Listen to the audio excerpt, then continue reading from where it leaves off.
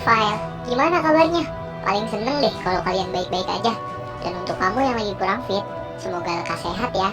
Kali ini film bergenre aksi komedi yang berjudul Extreme Job. Ketika perilisannya pada Februari 2019, film ini ramai sekali diperbincangkan di negaranya. Bahkan, Dewan Film Korea Selatan menetapkan film Extreme Job sebagai film terlaris kedua sepanjang masa karena telah ditonton 14,5 juta orang lebih tanpa didukung aktris rupawan. Seseru apa sih filmnya? Nah, gak banyak basa-basi, yuk Movie Rastis ceritain. Shika! Lagu baru.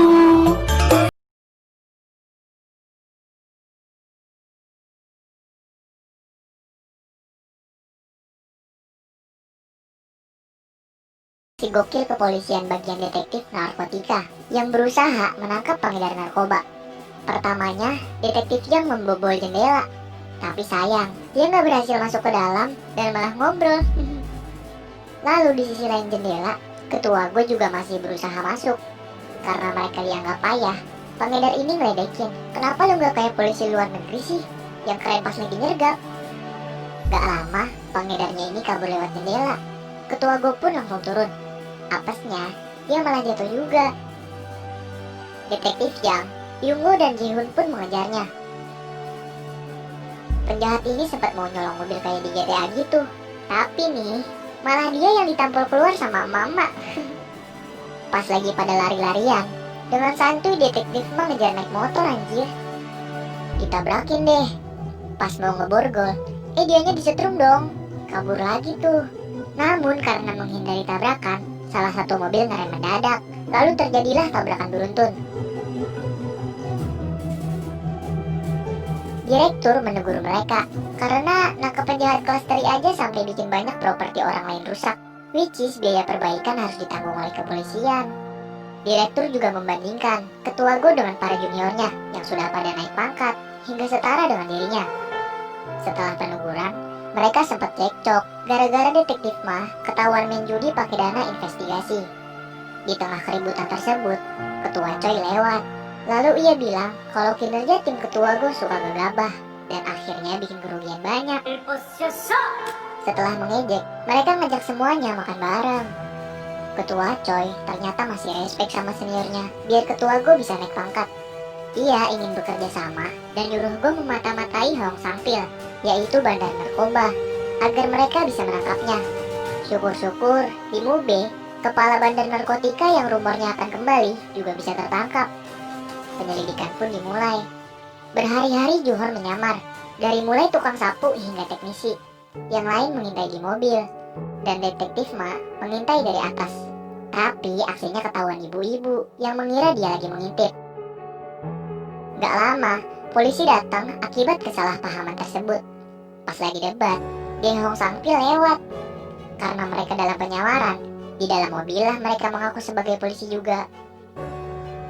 Besoknya, mereka mengintai dari restoran ayam goreng dari pagi sampai malam. Mereka udah bete banget deh, tapi ternyata ada Limube. Mereka pun langsung rembukan.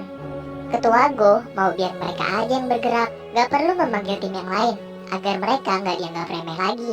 Dengan aturan, gak boleh gegabah, atau dana pensiun mereka akan lenyap. Saat Yungo mikir cara masuk ke dalam, ada kurir makanan masuk dengan santai. Lalu paman penjual ayam memberitahu kalau bangunan seberang sering pesan makanannya. Tanpa basa-basi, mereka pun mau ngelamar kerja di situ dengan niat biar gampang keluar masuk gedung. Tapi sayang, ini adalah hari terakhir si paman buka. Besok ia akan menjual restorannya karena sepi pengunjung. Semuanya bertekad untuk membeli restoran ini. Tapi ketua Go sendiri masih bimbang. Sepulangnya Go di rumah, istrinya nyindir dia gara-gara belum naik pangkat juga. Ketika ia makan bersama anaknya di luar, ia mendapat pembelajaran gitu dari anaknya yang baru jadi ketua kelas. Keesokan hari, ketua Go datang dan langsung membeli restorannya. Aksi mereka pun dimulai.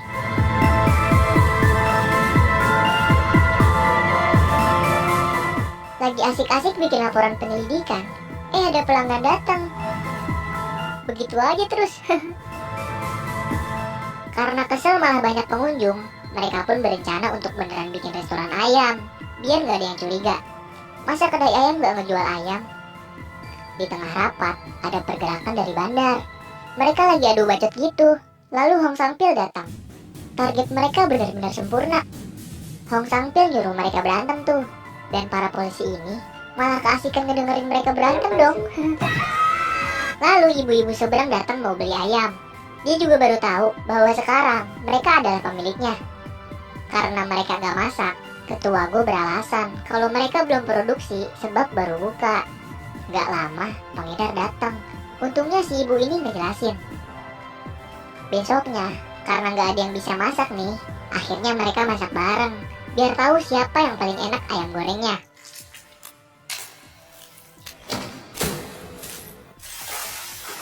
Setelah jadi, dicobain deh satu-satu. Pas dicoba ayam goreng punya detektif Mak, ternyata enak. Dia pun dipilih menjadi koki. Pelanggan pertama datang, namun dia mesen ayam bumbu. Bingung dong. Akhirnya detektif Mak bikin ayam bumbu tulang iga resep keluarganya.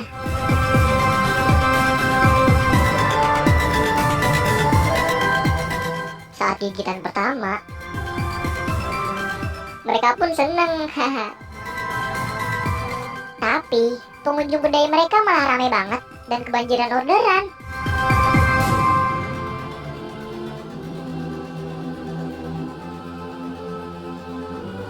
Saking terkenalnya kedai mereka, ada wartawan nawarin kerjasama, tapi diusir karena tugas utama mereka adalah polisi.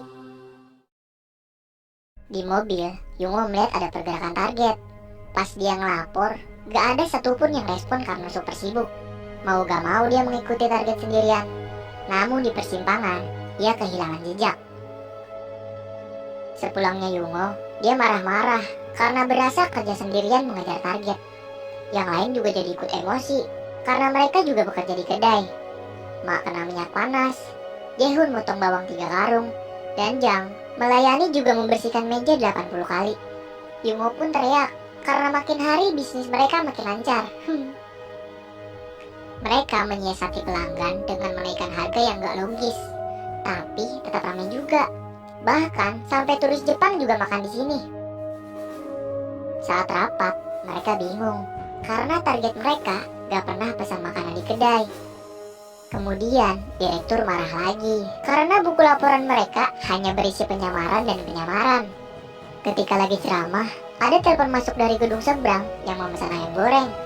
Mereka pun meninggalkan direktur dan bergegas melakukan aksi mereka.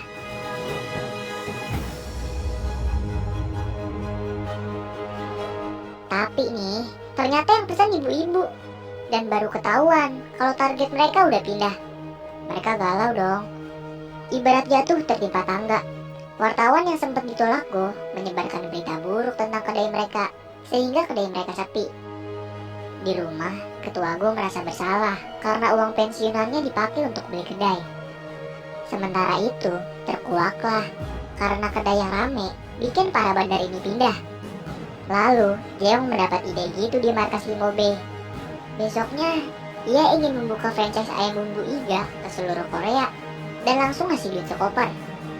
Mereka tergiur dong.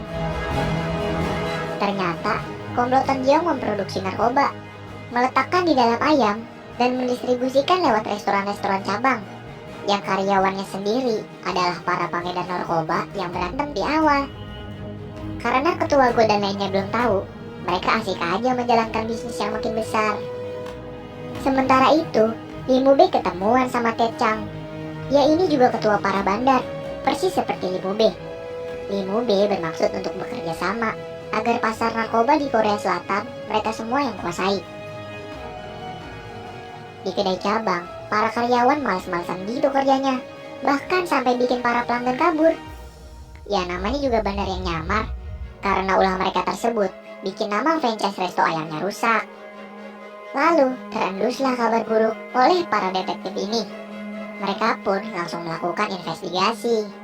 Mereka makin curiga karena lebih banyak pesanan antar dibanding yang makan di restoran. Dan lebih anehnya, langsung dibuang sebelum dimakan.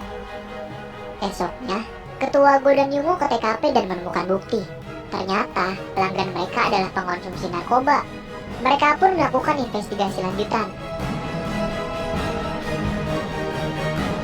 Di sisi lain, detektif Mak ketahuan penyamarannya dan babak belur. Tak lupa, Jeong si pemberi ide dipukuli juga.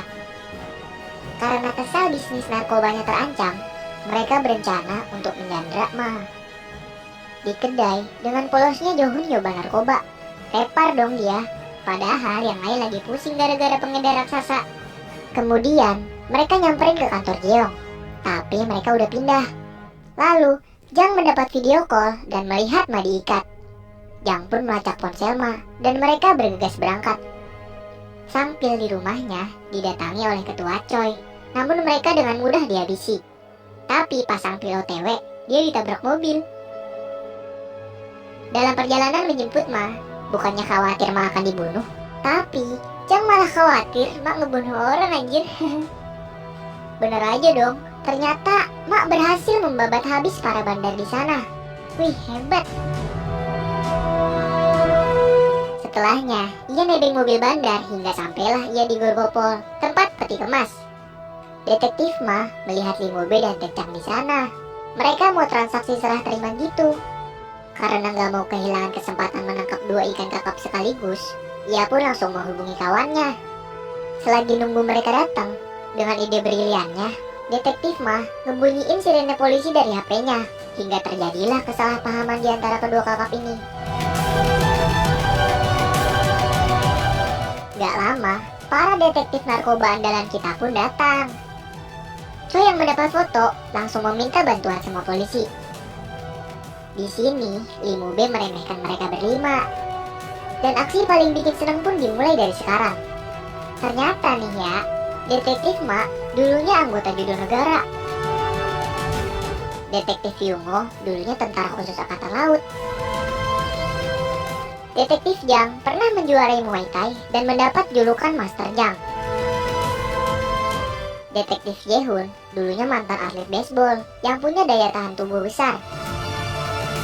Dan Ketua Go pernah mendapat 12 kali tikaman, tapi masih hidup sampai sekarang dan mendapat julukan zombie yang tak bisa mati. Para jagoan kita overpower ternyata. Karena udah lawan banyak orang, Ketua Go sempat kewalahan lawan cewek satu ini. Gak lama, Mak datang membantu, tapi sama aja. Karena gak suka lihat Mak dibikin bonyok, bikin Jang marah. Bertarunglah mereka, dan dengan kekuatan cinta, dipukul habis-habisan deh. Liwon B yang kabur ternyata udah diikutin sama Ketua Go. Sempat terjadi pertarungan sengit, tapi dengan mudah Go menangkan. Sesampainya para polisi bantuan, anjay, dengan kerennya para jagoan kita ini bergaya di tengah para penjahat yang terikat. Di pintu ambulan, Mak dan Yang sempat bermesraan. Dan kabar gembira untuk kita semua, para jagoan akhirnya naik pangkat secara bersamaan. Emang bener ya, yang kelihatannya biasa-biasa aja, bahkan terbilang direndahkan, ternyata punya keahlian yang memang ditampakkan dalam situasi penting aja. Jadi keinget kiasan jangan lihat buku dari sampulnya.